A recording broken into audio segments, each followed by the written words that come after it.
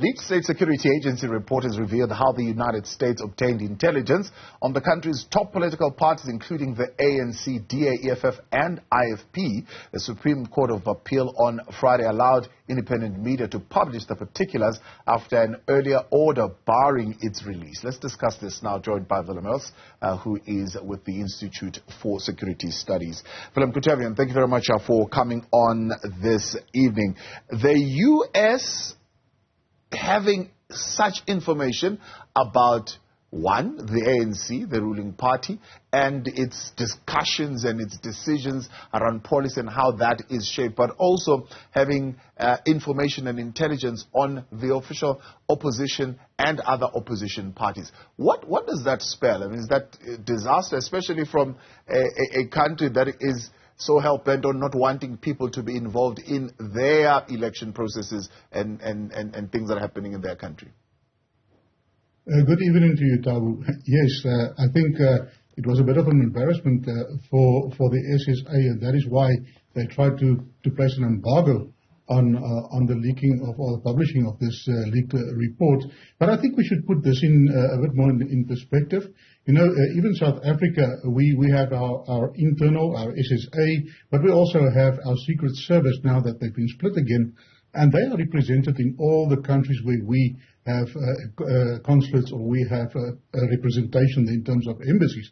So the main purpose of that is, of course, to look after the country of South Africa's interests, but also to look after the citizens of South Africa that are in those countries. So they gather information. There are strict protocols, of course, that have to be followed within the diplomatic circles.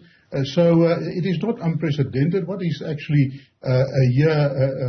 sort of challenging is the way that they mentioned how they have access to the ruling party, but also to the opposition parties. And what does that mean? I mean, does that mean that the country needs to be on high alert? Do we need to tighten our security? Or is that something that should just be read as its normal practice? Well, on the one hand, we must understand that an intelligence cycle. For instance, these people will have more than one source. So, for instance, they will gather information, and then they will have to get a second and a third, or maybe a fourth source that will confirm what has been said by these sources, and they will verify that and then they will do an analysis of this information, and then it only becomes intelligence. That is why they have to focus on several sources within the ruling party, but also within the opposition parties. It's not just that they have one source and this person now made something available and they can go on that. They have to verify and they have to do an analysis. And that makes it quite intriguing, because that means that they should have more than one source within that specific party that will share this information. And we all know that some of these things that these people are working with are, of course, classified, especially if they serve in some of our standing committees, especially in the security cluster, etc., etc. So that makes it a bit challenging, yes. How serious is this information? If you look at that intelligence product, how serious is it? Particularly others are saying, well, it shows, for example, that the U.S. was meddling in the country's economic policy. Well, it is serious because no country wants another country to get involved in its domestic issues. So just as you mentioned, you know, America would not like South Africa, even though we're a small role player, to get involved into theirs. So that should be protected, and that should be guarded against by South Africa, whether it is America or whether it is any other country doing so, because we're a sovereign country and we have to look after our own, and we have to protect our sovereignty. And opposition parties also being infiltrated, I suppose that is something that we should be particularly circumspect of as we are heading to these elections in May.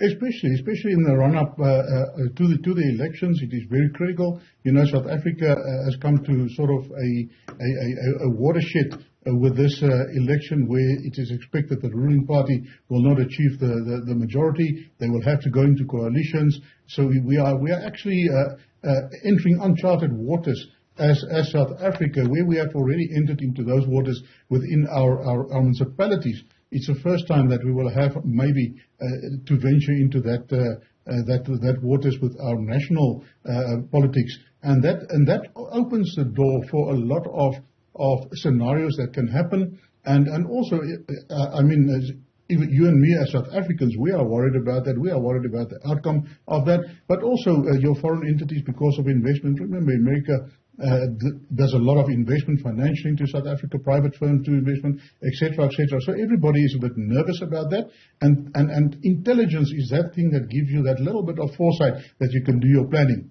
So I believe that is one of the reasons why they went into that. But the other reason that we also mentioned is very worrying, is that they might try to meddle into our domestic affairs. Yeah, I mean, as you say, concerns are heightened, and part of the heightening of concern is whether or not the conversation that we've had with you before, especially following the July unrest, is the country looking at a threat to its national security because of how, for example, lax the intelligence was in the country. But now, knowing that there is an outside country that's operating in the country in such a way, being able to infiltrate fully the ANC and opposition parties, how much of a threat is it to the integrity of our elections? Yeah, that always will pose a threat. You know, South Africa comes out of the state capture. We come out of the unrest where we see that our intelligence services were completely blindsided by that.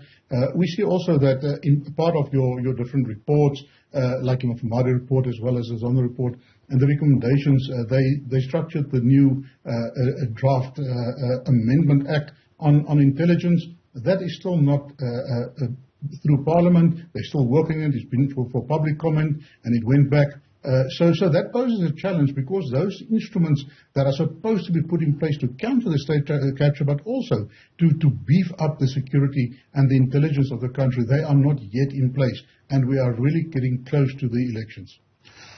Is the United States the only country that is known for such practices, or is it something that is practiced, others are saying by Russia, others will say by China, others will say by other parts of the world? It's something that is very common. As I mentioned, there are strict protocols that need to be followed.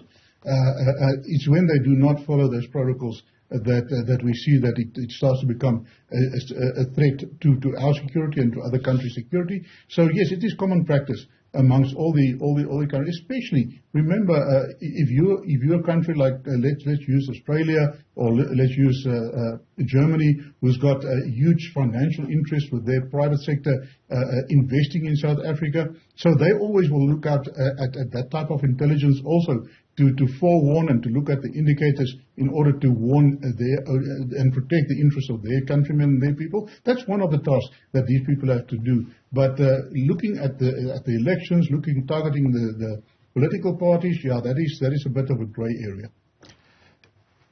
There is a sense then that either our ministers are captured, or Parliament is captured, or some of our institutions are captured by these players who come and infiltrate and get such an information. And of course, that has also been heightened by the fact that there is the department or SSA that went to court and gave some misstatements to try and hide this report. That is very true. And your challenge is that, we can't say captured, but it's been compromised, if we can mention that, and that should be looked at. Part of intelligence gathering, for instance, is when your diplomats sit together and they have lunch together and they discuss common grounds, etc., etc. And then sometimes they become friends, a bit more friendly, and then they start to share more than they're supposed to share sometimes. So that is your grey area, and also your threat that you have to look at. Whenever these diplomats are engaging, whenever the parliamentarians are engaging with these foreign people, they have to be guarded, and they have to guard very, very strictly that they do not compromise. Because remember, when these people are working with some of our more secretive and country secrets, they are obliged, and they are also vetted, and they are sworn to secrecy, and they have to adhere to that. Willem, I appreciate your time. Thank you very much for coming on and your intervention tonight. That's Willem Els there. He is with the Institute for Security Studies.